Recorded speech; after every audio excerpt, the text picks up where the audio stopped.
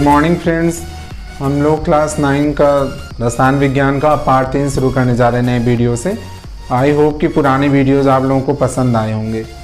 तो जो नया चैप्टर है अध्याय 3, उसका नाम है परमाणु और अणु, एटम्स एंड मॉलिक्यूल। अभी तक हमने जितना पढ़ा है उसमें पदार्थ के बाहर के हिस्से की बात की है, उसकी अवस्थाओं की, ऊपर से कैसे दिखता है। लेकिन हर चीज़ की एक बाह्य अवस्था होती है और एक आंतरिक अवस्था होती है। तो यहाँ इस चैप्टर में हम द्रव्य के आंतरिक अवस्था की बात करेंगे कि द्रव्य अंदर से कैसा दिखता है, अंदर इसकी क्या स्थिति है। तो इससे रिलेटेड कुछ विचार दिए हैं। जैसे भारतीय विचारकों में दो विचारक हैं, महर्षि कणाद और पकुधा कात्यायन, और ग्रीक दार्शनिक विचारक में हैं डेमोक्रिटस और लियूसिपस।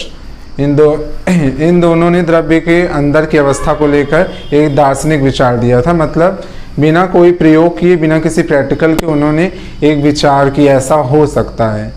और वो विचार क्या था कि द्रव्य छोटे छोटे कणों से मिलकर बने हैं, कि हर वस्तु जो भी यहाँ दुनिया में है वो छोटे छोटे कणों, या जिसे हम द्रव्य भी कहते हैं, किसी भी वस्तु को, वो छोटे छोटे कणों से मिलकर बना है, वो चाहे ठोस हो चाहे द्रव और गैस हो। दूसरा, परमाणु विभाज्य नहीं है। मतलब जो छोटे छोटे कण हैं जिनसे वस्तु बनी है, ये छोटे कण और नहीं तोड़े जा सकते, उनको और छोटा नहीं किया जा सकता। और तीसरी बात, ये दर्शन आधारित विचार है, ना कि प्रयोग आधारित। इन दोनों विचारकों में जो भी विचार दिए हैं ये तीनों, ये दर्शन आधारित है, मतलब एक सोच पर आधारित विचार है, ना कि प्रयोग पर आधारित। और ये विचार 18वीं शताब्दी से पूर्व तक माने जाते थे द्रव्य को लेकर। और जो नए विचार हैं वो 18वीं शताब्दी के अंत से, जब प्रैक्टिकल होना शुरू हुआ द्रव्य के ऊपर, कई प्रयोग किए गए, छोटे छोटे एक्सपेरिमेंट किए गए, उसके बाद नया कॉन्सेप्ट आया जिसमें हम अच्छे से पढ़ेंगे कि परमाणु विभाज्य है, इलेक्ट्रॉन प्रोटॉन न्यूट्रॉन, उसके कण हैं, ये सब चीज़ें हम मॉडर्न कॉन्सेप्ट में पढ़ेंगे। जो ओल्ड कस्टम है, ओल्ड कॉन्सेप्ट है, ओल्ड विचार है, उसमें ये तीनों विचार ही मेन है कि द्रव्य छोटे छोटे कणों से मिलके बना होता है। एक टाइम ऐसा आता है कि इन कणों को विभाज्य नहीं किया जा सकता और नहीं तोड़ा जा सकता। और ये सबसे बड़ी बात कि ये जो है फिलोसफिकल थिंकिंग या आइडियोलॉजी पर है, ना कि एक्सपेरिमेंटल आइडियोलॉजी पर। अब परमाणु और अणु से संबंधित आधुनिक विचार जो है हम उसको देखते हैं। तो 18वीं शताब्दी के अंत में आंतोइन ए लेवाजिए ने कुछ रूल्स दिए थे कि द्रव्य किस तरह रिएक्ट करते हैं, उनके ऊपर क्या असर पड़ता है केमिकल रिएक्शन होने के बाद। तो पहला उसमें है द्रव्यमान संरक्षण का नियम है, और दूसरा स्थिर अनुपात का नियम है। तो सबसे पहले हम द्रव्यमान संरक्षण समझते हैं।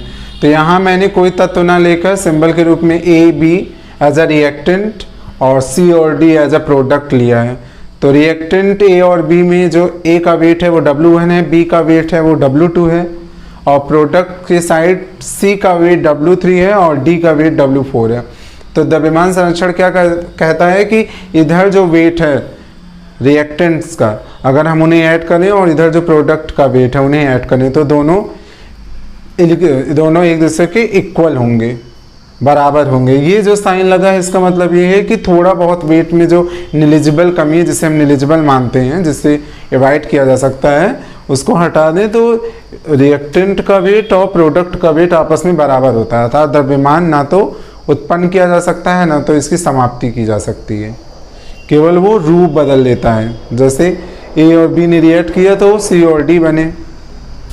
और स्थिर अनुपात का नियम, जो दूसरा नियम है, वो भी द्रव्यमान से ही संबंधित है। जिस तरह यहाँ हमने देखा कि द्रव्यमान जोड़ने पर इक्वल आ रहे हैं, यहाँ पे उनका अनुपात हमेशा स्थिर रहता है। जैसे अगर हम जल की बात करें, 9 ग्राम H2O है, तो उसमें जो अलग अलग वेट हम देखेंगे हाइड्रोजन और ऑक्सीजन का, वो 1 ग्राम और 8 ग्राम है। और इसका अगर रेशियो ले तो 1:8 आएगा। ये एक मिनिमम रेशियो है। अब आप यहाँ H2O चाहे जितना बढ़ा दें, लेकिन जो इसका सरलतम अनुपात आएगा, आप जो मैथ में उसको मतलब सिंप्लीफाई करोगे तो हमेशा 1:8 ही मिलेगा आपको। इसी तरह NH3 है, 14:3 है। अमोनिया का जो है द्रव्यमान 14 होता है और हाइड्रोजन का 3। तो यहाँ 3 हाइड्रोजन है तो इसलिए 3 हो गया। तो यहाँ 14:3 है, मतलब 14:3। ये भी रेशियो एक सिंपल रेशियो है। अब यहाँ पे हम जो अमोनिया है, अगर वहाँ 3 अमोनिया ले लें, 4 अमोनिया ले लें, तो इसमें ऊपर नीचे 3 से मल्टीप्लाई हो जाएगा ये ये बन जाएगा 14 तियाँ 42 और ये 3 त्रिका 9, 42:9, मतलब अनुपात बढ़ गया, लेकिन सिंपल फाई रूप इसका हमेशा 14:3 ही रहेगा। अर्थात द्रव्यमान एक निश्चित अनुपात में रहते हैं। जो यौगिक होते हैं उनमें द्रव्यमान हमेशा एक निश्चित अनुपात में उपस्थित रहता है।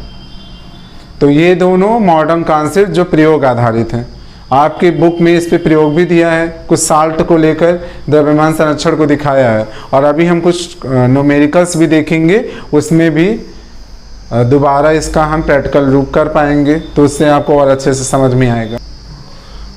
अब जो पुराना कॉन्सेप्ट है और नया कॉन्सेप्ट अगर हम उसे मिला दें तो क्या चीज़ें हैं, क्या फैक्ट्स निकल के आए। सबसे पहले कि सभी द्रव्य या पदार्थ जो हैं वो परमाणुओं अर्थात सबसे सूक्ष्म कण है परमाणु, उससे मिलकर बने हैं जो रासायनिक अभिक्रिया में प्रतिभाग करते हैं। मतलब जैसे हाइड्रोजन ऑक्सीजन परमाणु रिएक्ट करेंगे और वाटर बनेगा H2O, ठीक है, तो परमाणु के रूप में वो रिएक्ट करते हैं। दूसरा, परमाणु अविभाज्य कण है, रासायनिक अभिक्रिया में ये उत्पन्न व नष्ट नहीं होता, जो हमने स्थिर अनुपात का नियम अभी पढ़ा है द्रव्यमान संरक्षण का, कि द्रव्यमान ना तो नष्ट होता है ना तो उत्पन्न किया जा सकता है। और परमाणु अविभाज्य है क्योंकि इसमें अभी दार्शनिक विचार भी मिला हुआ है, तो इसीलिए उसमें क्या कहा गया था कि परमाणु को और नहीं तोड़ा जा सकता। तीसरा, एक तत्व के परमाणुओं के गुणधर्म एक जैसे होते हैं, अर्थात अगर हम एक तत्व की बात करें ऑक्सीजन की, तो उसके जो सब परमाणु होंगे छोटे छोटे, उनके गुण एक जैसे होंगे। ऐसे हाइड्रोजन है, अगर उसके हम परमाणुओं की बात करें तो उसके गुणधर्म एक जैसे होंगे। नाइट्रोजन है, उसके परमाणुओं के गुणधर्म एक जैसे होंगे। मतलब जिन छोटे छोटे कणों से मिलकर ऑक्सीजन, हाइड्रोजन या नाइट्रोजन बने हैं, उन कणों का जो गुणधर्म है, उनकी जो सिम्टम्स हैं वो एक जैसे होंगे। अब अलग अलग तत्वों के गुणधर्म भिन्न होते हैं। जैसे अगर Na है और Cl है, तो ये दोनों छोटे छोटे परमाणुओं से मिलकर बने हैं, लेकिन इसके परमाणुओं का गुण और इसके परमाणुओं का गुण आपस में भिन्न होगा, क्योंकि अलग अलग तत्व हैं इसलिए। पांचवा है, परमाणु एक पूर्ण संख्या के अनुपात में संयोग करते हैं।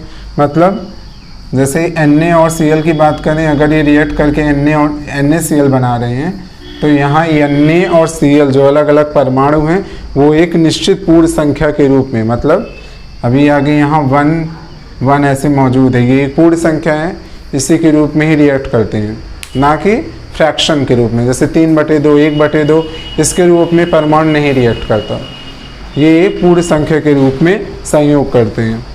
छठा बात, एक यौगिक में परमाणुओं की संख्या, सापेक्ष संख्या और अनुपात निश्चित होते हैं। जैसे अगर हम अमोनिया की बात करें NH3 की, ये एक यौगिक है, तो इसमें नाइट्रोजन 1 और हाइड्रोजन 3 है, तो इनकी एक निश्चित संख्या है यहाँ पे, और अनुपात भी इनका हमेशा निश्चित रहता है। चाहे हम 2 अमोनिया के अणु ले लें, 4 अमोनिया के अणु ले लें या 5 अमोनिया के अणु ऐसे ले लें, लेकिन जब भी हम नाइट्रोजन और हाइड्रोजन के परमाणुओं का अनुपात निकालेंगे परमाणु संख्या का, तो वो अनुपात हमेशा निश्चित आएगा।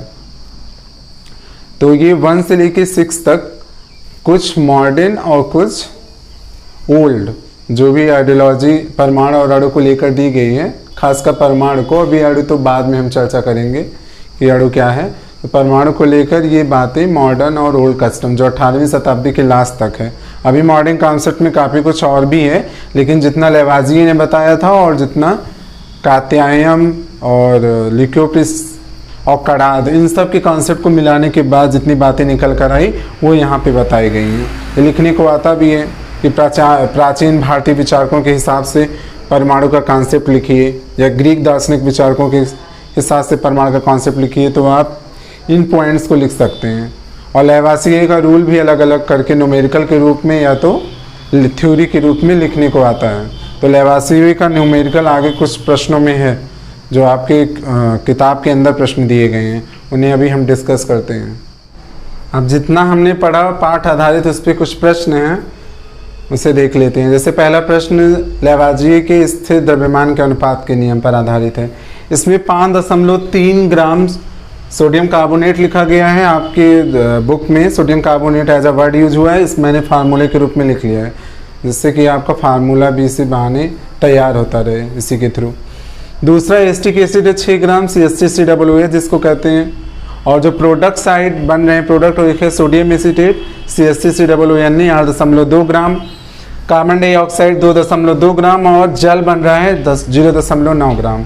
तो सबसे पहले रिएक्टेंट साइड जो भी चीज़ें दी हैं उनकी मात्राओं को जोड़ लेते हैं, टोटल करेंगे तो 11.3 आ रहा है।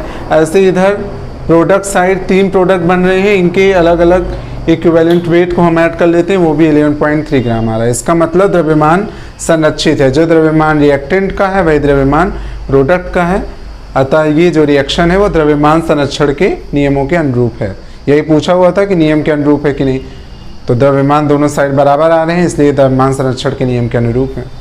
अगले प्रश्न में कह रहा है कि जो जल है उसमें हाइड्रोजन और ऑक्सीजन का जो रेशियो 1:8 होता है, तो 3 ग्राम अगर हाइड्रोजन को कितने ग्राम ऑक्सीजन से रिएक्ट कराएं, ये पूछ रहा है। तो 1 ग्राम हाइड्रोजन के लिए जो ऑक्सीजन की ज़रूरत है वो कितनी है, 8 ग्राम है। तो इसी तरह 3 ग्राम हाइड्रोजन गैस के साथ कितना ऑक्सीजन रिएक्ट करेगी जल बनने के लिए, 8 × 3, सिंपल मल्टीप्लिकेशन जो मैथ का रूल है उसको लगा देंगे, तो 8 × 3 24 ग्राम ऑक्सीजन की ज़रूरत होगी। 3 ग्राम हाइड्रोजन के साथ रिएक्ट करने के लिए 24 ग्राम ऑक्सीजन चाहिए अगर हमें वाटर बनाना है, क्योंकि एक निश्चित रेशियो में ही परमाणु रिएक्ट करते हैं। अब आगे क्वेश्चन नंबर जो 3 और 4 है आपका, उसमें पूछा है कि जो डाल्टन के नियम है वो कैसे लेवासिये के नियम के अनुरूप हैं। तो ये कैसे अनुरूप है, जैसे जो डाल्टन ने बात बताई थी कि जो ये हमारा कोई भी द्रव्य है उसमें जो परमाणुओं की सापेक्ष संख्या वो निश्चित होती है, यही बात डाल्टन ने भी कही है कि हमेशा जो है परमाणुओं की संख्या निश्चित होती है किसी द्रव्य में। तो ये कॉन्सेप्ट आपस में मिल रहे हैं। दूसरा उन्होंने बताया था कि हमें जो भी छोटे छोटे कण हैं वो अविभाज्य हैं और उनका एक निश्चित अनुपात होता है। अगर डाल्टन का हम कॉन्सेप्ट अच्छे से पढ़ेंगे तो देखेंगे कि लेवासिये के कॉन्सेप्ट के साथ वो इंटरकनेक्टेड है। तो यही क्वेश्चन नंबर 3 और 4 जो आपका पृष्ठ संख्या 36 पे आगे के क्वेश्चन है वो डाल्टन और लेवासिये के नियमों के इंटरकनेक्शन के ऊपर क्वेश्चन पूछा है। तो दोनों रूल्स एक दूसरे के कॉम्प्लीमेंट्री हैं, मतलब पूरक हैं। केवल अंतर इतना है कि वो दर्शन आधारित था विचार और इनका विचार प्रैक्टिकल आधारित है, बाकी नियमों में काफ़ी समानता है दोनों।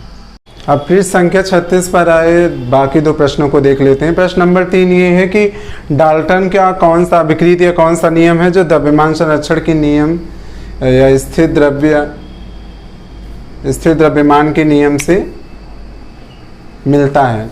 तो डाल्टन ने क्या कहा था कि किसी भी यौगिक में परमाणुओं की सापेक्ष संख्या मतलब रिएक्टेंट और प्रोडक्ट का कंपैरिजन कर रहे हैं, सापेक्ष मतलब किसी से तुलना करें तो दोनों तरफ संख्याएं समान होंगी उनकी। तो यही स्थिर द्रव्यमान का नियम भी कहता है। तो इनका ये जो अभिक्रित है या ये नियम है ये द्रव्यमान संरक्षण या स्थिर द्रव्यमान के नियम से मिलता है। प्रश्न नंबर 4 में कह रहा है कि डाल्टन का कौन सा अभिक्रित या कौन सा नियम स्थिर अनुपात के नियम के साथ समानता रखता है। तो डाल्टन के अभिक्रित में क्या कहा गया है कि भिन्न तत्वों के परमाणु एक निश्चित अनुपात में क्रिया करते हैं और यौगिक बनाते हैं, और यही चीज़ स्थिर अनुपात के नियम में भी बताई गई है, जिसमें हमने डिस्कस किया है कि NH3 में 14:3 14:3 होता है नाइट्रोजन और हाइड्रोजन का रेशियो। इसी तरह H2O में हाइड्रोजन ऑक्सीजन का रेशियो 1:8 होता है। तो डाल्टन का जो कॉन्सेप्ट है वो जो लेवासिये के दोनों कॉन्सेप्ट हैं, दोनों रूल हैं, उनसे समानता रखता है। यही प्रश्न नंबर 3 और 4 में पूछा है, तो इसलिए मैंने वो स्टेटमेंट लिख दिया है डाल्टन का और उसको बताया कि स्थिर द्रव्यमान के नियम से मिलता है और ये वाला कॉन्सेप्ट स्थिर अनुपात के नियम के कॉन्सेप्ट से मिलता है।